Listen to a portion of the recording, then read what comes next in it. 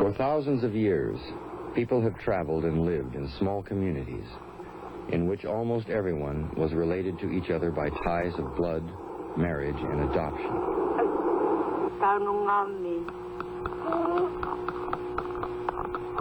How these relations are recognized and treated in a culture is what anthropologists call kinship.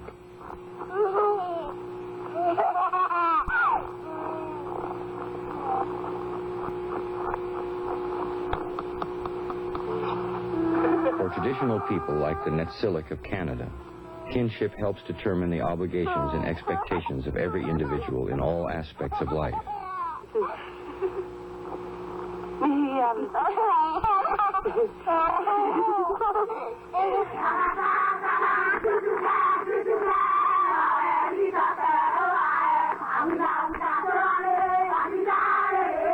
In larger, more settled communities, groups based on descent fulfill the political, economic, and religious functions which require a continuity from generation to generation.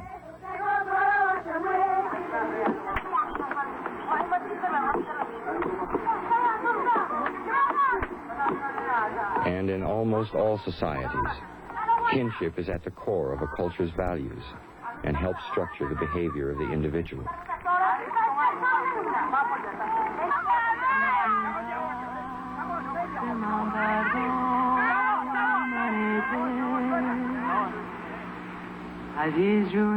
These are the Bakhtiari of Iran, a nomadic pastoral people. This girl's wedding is a sad day for her. She goes far away with her husband, leaving behind all her known relatives who will benefit from her bride wealth of camels and sheep. She will become the newest member in her husband's kinship network and have new kinship duties.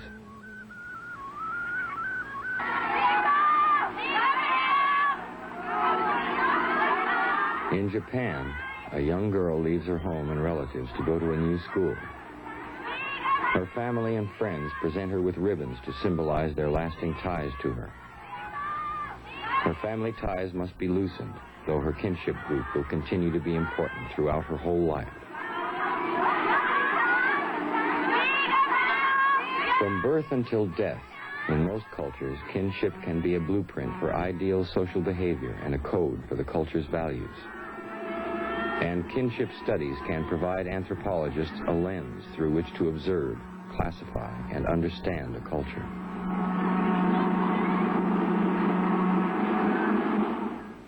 Anthropologists have what sometimes seems a fixation on kinship for a very real reason, namely that most of the societies that anthropologists study organize themselves around kinship lines, and if you don't know how people are related to one another, you have no basis of understanding the interaction between them. So there's that angle. Plus the fact that there's something nice about kinship in that it's concrete. You have limited possibilities. It often seems to work in almost mathematical ways so that sometimes it's easier to get control of than some more elusive subjects. So there's that angle of it. It often seems very difficult for people when you get into these different systems of kinship. And I was one of those students as an undergraduate who used to gnash his teeth and pull his hair and curse the day kinship was invented and think it was terribly difficult. But it really isn't terribly difficult. The only reason it seems so is that we don't make much of kinship in our society, so that we're not used to that sort of thing. And therefore it becomes very difficult to understand a system in other societies that is a bigger deal. But then after you anguish over Australian kinship and then think that any 6-year-old Australian knows how the system works, if a 6-year-old kid can understand it, why can't we? Now look him. Pikinini belong Bakwaniak. Hein? Pikinini belong Bakwaniak. Pikinini belong Bakwaniak? No. Pikinini belong Bakwaniak. Yeah, Bakwaniak. I'm Mingwe belong you. No? I'm Mingwe. I'm Kandre. I'm Kandre belong you. Yeah, Kandre belong. Pikinini belong Susa belong Mama belong Bikini bilang susah bilang papa bilang you. No kalo mi ko no ndo da mi ko. Migwe. Ya. Nokai. Ya no kai mi ko. Ko rene ko ndu ko mi ko no ndo da ngro ba ko nyobra lang kro wala. Toki. Bikini Mary bilang Grianga bilang you. Bilang Wachak. What's You can marry it? Eh? You can marry it? Susah bilang papa igo. Ya. Nah, bakwanyam Karim mon pela Mary. Ya mi kan simara. Tis pela Mary you can marry. Ya. Yeah? Ya. Suppose you like, you can marry. Ya. To organize and translate the information they gather in the field, anthropologists often employ kinship charts. Using circles to represent females and triangles to represent males, anthropologists can show all the members in a kinship group. A kindred group is all the relatives of one individual, called ego, and ceases to function when ego dies. Kinship diagrams also can reveal differences in kinship terms.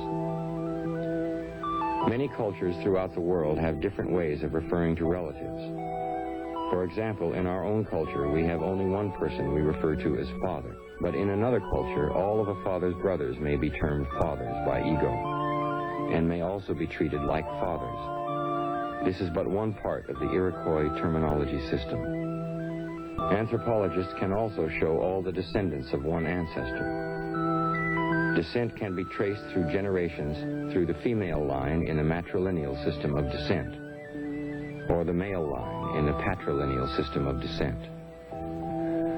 It is common for anthropologists to classify a culture in terms of whether it is patrilineal or matrilineal, whether it uses the Iroquois naming system or one of the other 5 naming systems that anthropologists have developed to classify kinship terms. These systems can help anthropologists understand kinship practices in cultures throughout the world.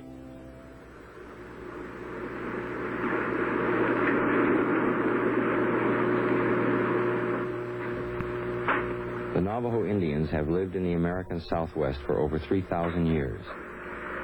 They are a matrilineal society, and for as long as anyone can remember, their social organization has been structured by their kinship arrangements. This girl lives with her great-grandmother and mother's family on a land that has been passed on from mother to daughter for several generations.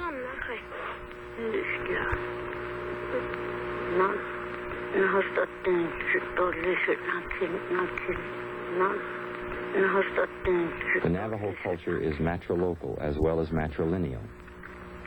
It is the women who play a major role in the economy.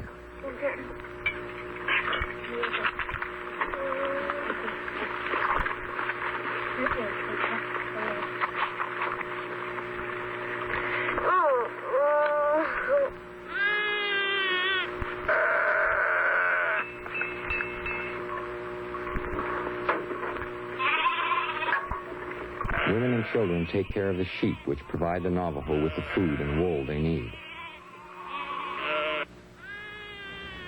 The women are usually the ones who process the wool and make the well-known weavings that can be sold for additional income. Though the men are fine silversmiths, it is the women who usually provide most of the money.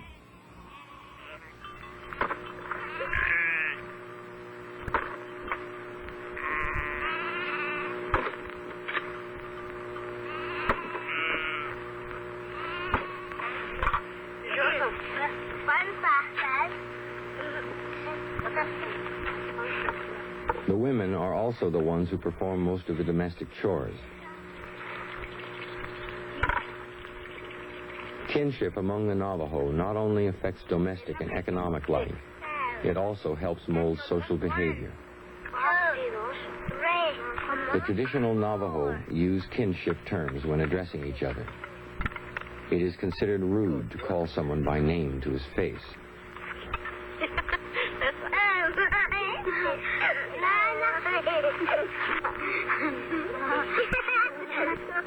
Often children will go without names until they come in contact with people outside the culture because kinship associations are so compelling.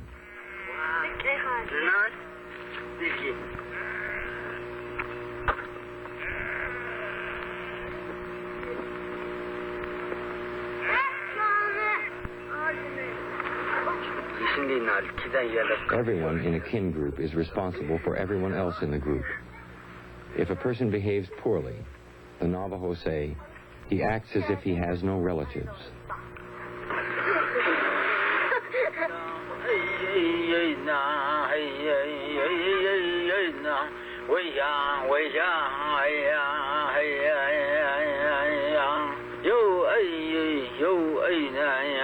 Children are the most precious possession of the Navajo, and it is important that they learn from their kinsmen the ways of their people so they can continue the culture. Every Navajo is not only a part of a matrilineal kinship group, but also a member of a larger matrilineal descent group, a clan. A Navajo cannot marry someone in their mother's or father's clan because it is considered incestuous. The Navajo use the Crow kinship terminology system, which is considerably different than ours. This girl lives with her cousin, who in Navajo kinship terms she regards as a sister, because she refers to both her mother and her mother's sister as mother. There are even fewer terms to describe the male side of the family. All the male members of one's father's matrilineal group are referred to by the same term. If our own culture were that way, we would refer to both our father and his sister's son by the same term.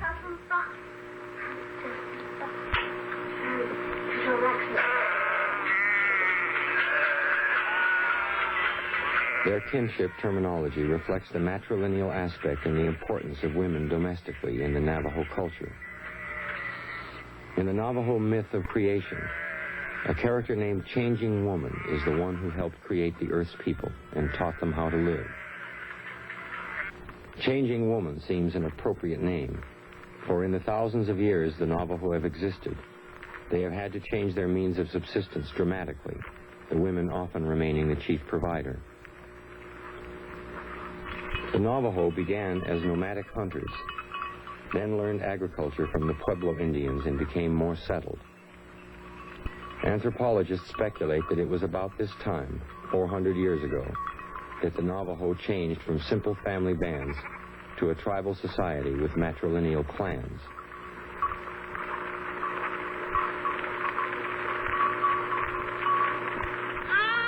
Later, they learned from the Spaniards about the domestication of horses, goats, and sheep, and they lived in larger settled groups.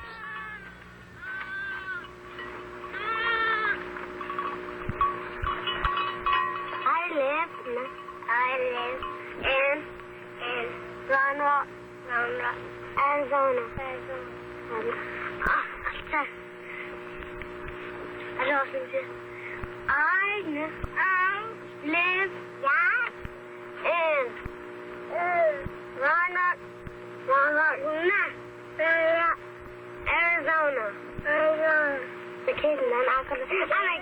Since the mid-19th century, the influence of the larger American society has been increasingly felt through schools, reservations, and other government institutions.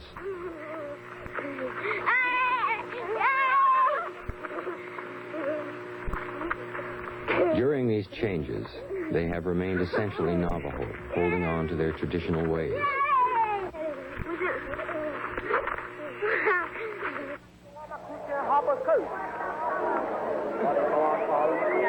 The Yanomamo of South America are also a traditional culture, relatively unaffected by the industrial world.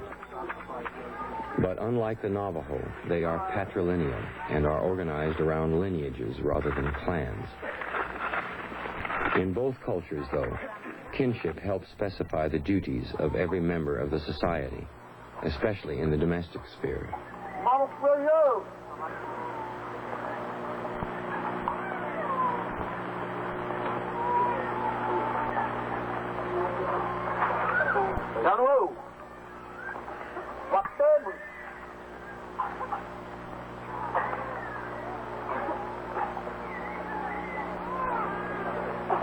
This Yanomamo male is expected to do bride service now that he is married. He must share the game and food he gets with his new in-laws, but he must also carefully avoid them because they are taboo to him.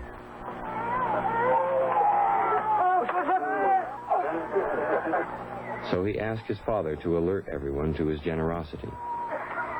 His young bride collects the bounty to take back to her family.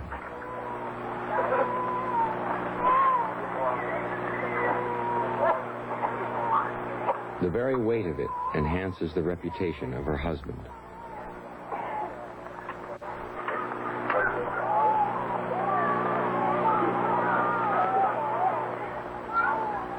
As part of his bride's service, a son-in-law's kinship duties include performing favors for his in-laws, such as harvesting their peach palm gardens.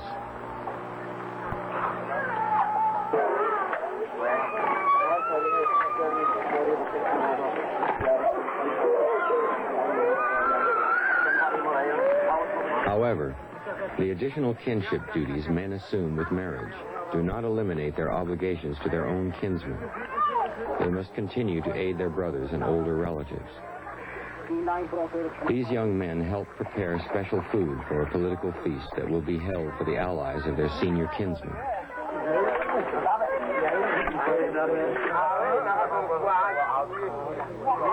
How goods are distributed and shared among the Yanomamo varies greatly with kinship distance. Sharing with closely related kinsmen is a moral obligation, and generosity is mandated.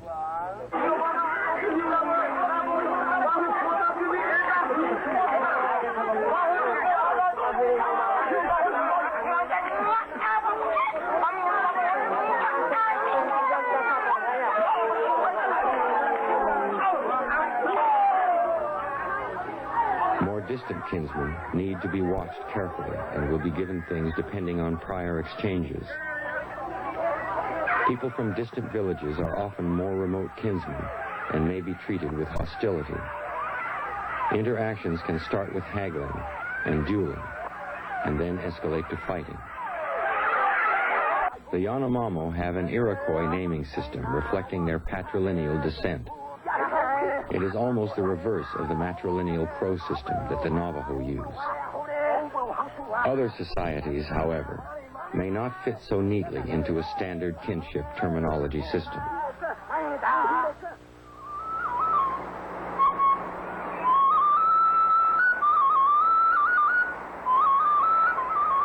Kipsili Village, Thera Island, Greece. For as long as anyone can remember, Kipsili life has been divided into distinct male and female areas. Their unique kinship system reflects this division and defies simple classification. Their society has both patrilineal and matrilineal aspects. In any culture, when a girl marries, her life becomes different and her kinship relationships change. Among the Kipsili, this is especially so. When a woman marries in Kipsili, she does not leave her kinship group to join another. Instead, the men in the village lead her to the home which she will share with her husband. If she is the oldest daughter, it will be her mother's home. If she is a younger daughter, it will be close to her mother's. Like the Navajo, homes belong to the women in Kipsili. They even have female names. Couples live matrilocally. That way, brothers can look after sisters. Yet it is not a matrilineal society. The home is part of a dowry from the bride's family. A good dowry helps establish a solid alliance with another kinship group within the village. When a woman marries, she ties two kinship groups together. She is a daughter to her father and a wife to her husband, the key link between two groups of men, but not completely accepted by either.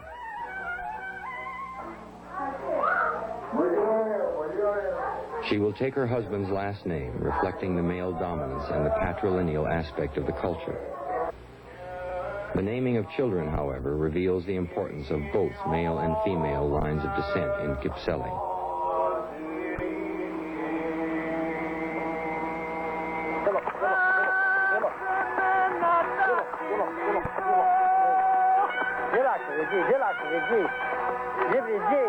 In Kipsili, a firstborn son is given the name of his father's father and will inherit his father's occupation.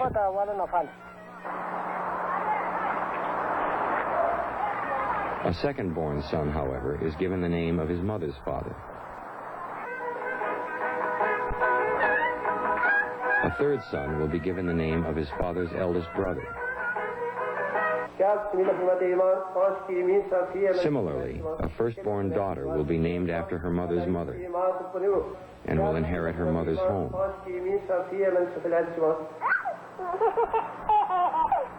A second daughter after her father's mother, and the third daughter after an older sister of her mother's. By having children so carefully named after relatives of both the mother's and father's sides of the family, the two kinship groups are further intertwined symbolically.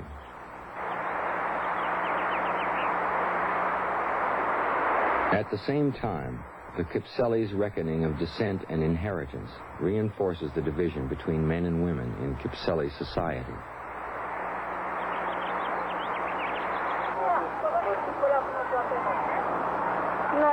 Courtyards are for men in the evenings for cards and talk.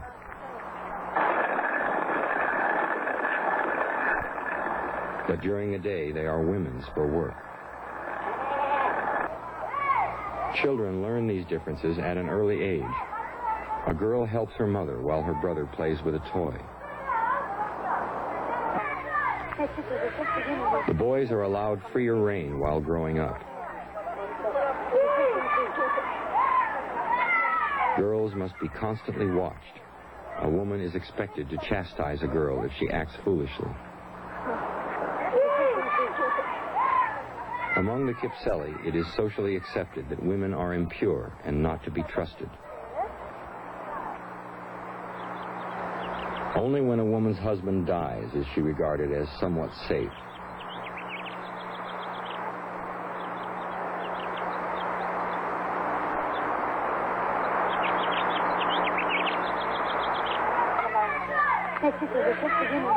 They believe that as a widow, her menstruation stops. When her husband dies, she is no longer between the two male kinship groups, and her kinship expectations are different.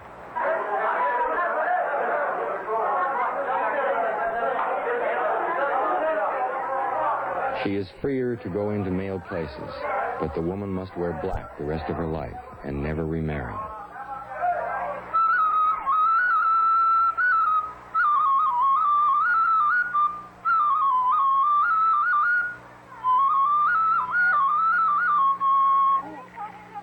From birth until death in Kipsili society, kinship is a dominating force in the lives of the people.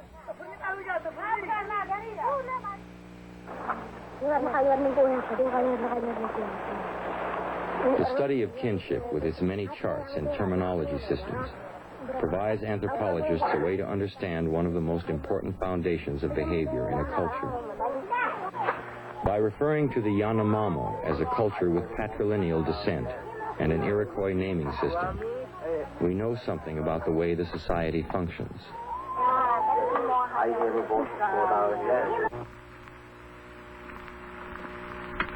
Describing the Navajo as a people with matrilineal descent and a Crow naming system tells us much about their domestic relationships and how they are different from other cultures. Understanding kinship can also help us to see similarities between cultures that would not be readily apparent. The Kipsili trace their descent bilaterally through both parents' families. So do the Eskimos, and so do we.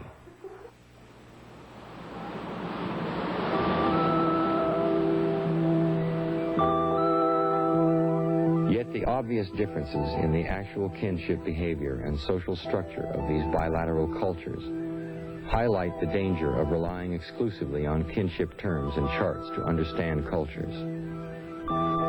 For kinship and descent are but one aspect of a completely integrated pattern of culture, and these patterns can differ widely. Human beings are one of the few species which recognizes relatives and bases behavior on those relationships.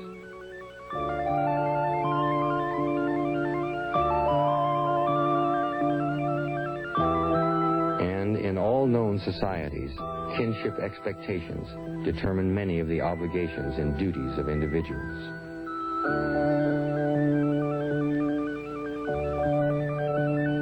They can morally obligate a person to give close kinsmen his choicest goods. or obligate him to give in-laws a large share of his food.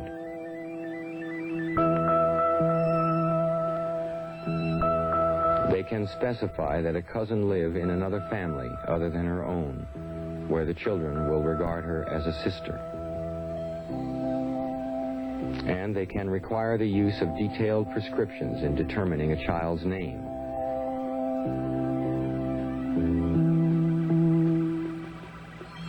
Throughout the world, the study of kinship can provide important perspectives on the differences and similarities between the various peoples and the many faces of culture.